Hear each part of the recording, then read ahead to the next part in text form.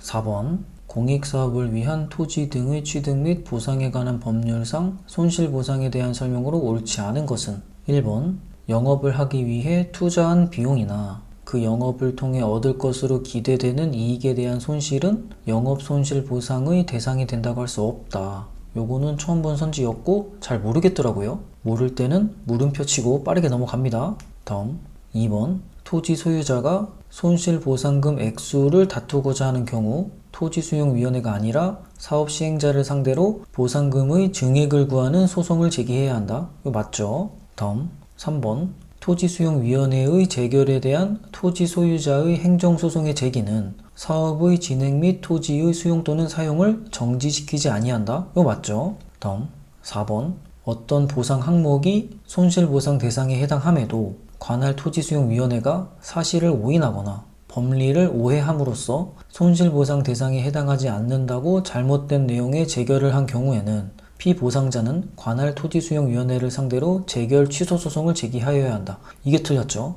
2023년 지방직에 나왔던 게 2024년 국가직으로 똑같이 나왔죠. 자, 4번 답 짓고 넘어가야죠. 어떤 보상 항목이 손실보상 대상에 해당함에도 이 말은 토지 소유자가 보상금을 원한다는 거고 그럼에도 토지수용위원회가 사실을 오인해서 손실보상 대상에 해당하지 않는다고 잘못된 내용을 재결을 하면 피보상자는 사업시행자를 상대로 보상금 증액 소송을 제기해야 된다. 여기서는 재결 취소 소송을 제기하여야 한다. 그러니까 틀렸다. 그러니까 1번 선지를 몰랐더라도 충분히 답을 찾을 수 있었죠. 1번은 옳은 선지였다. 영업을 하기 위해 투자한 비용이나 기대되는 이익은 영업손실보상의 대상이 아니다. 맞다. 다음 자 해설하겠습니다. 옳지 않은 것은 1번 토지 수용으로 인한 영업손실보상에서 영업 제한으로 생기는 직접적인 손실만 보상하는 거지 투자 비용이나 기대 이익은 보상하지 않는다. 이거는 한번 보면 충분히 암기할 수 있죠.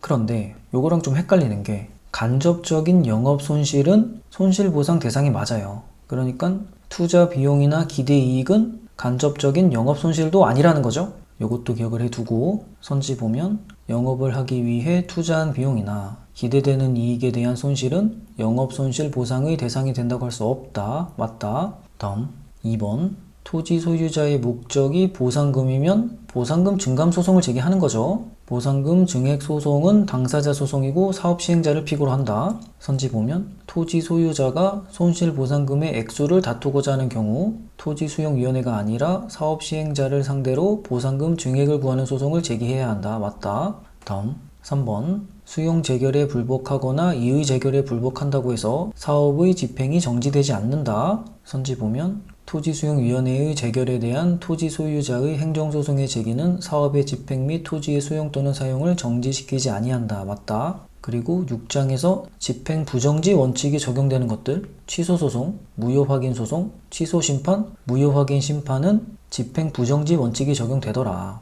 다음 4번 요거는 2023년 지방직 9급에서 나왔는데 바로 2024년 국가직 9급에서 나왔죠. 당연히 맞춰야 되는 문제였어요. 손실보상 대상이 맞는데도 토지수용위원회가 사실을 오인하여 손실보상이 아니라는 잘못된 재결을 한 경우에 사업시행자에게 보상금 증감 소송을 제기하는 게 맞지 토지수용위원회에게 재결 취소 소송을 제기하는 게 아니다. 선지 보면 어떤 보상 항목이 손실보상 대상에 해당함에도 자, 이 부분을 보고 토지 소유자가 원하는 게 보상금이다. 이렇게 캐치할 수 있어야 된다 그랬죠? 그럼에도 불구하고 토지수용위원회가 사실을 오인하거나 법리를 오해해서 손실보상 대상에 해당하지 않는다고 잘못된 내용의 재결을 한 경우에 피보상자는 관할 토지수용위원회를 상대로 재결 취소 소송을 제기하여야 한다. 틀렸다. 사업시행자를 상대로 보상금 증감 소송을 제기하여야 한다. 다음 문제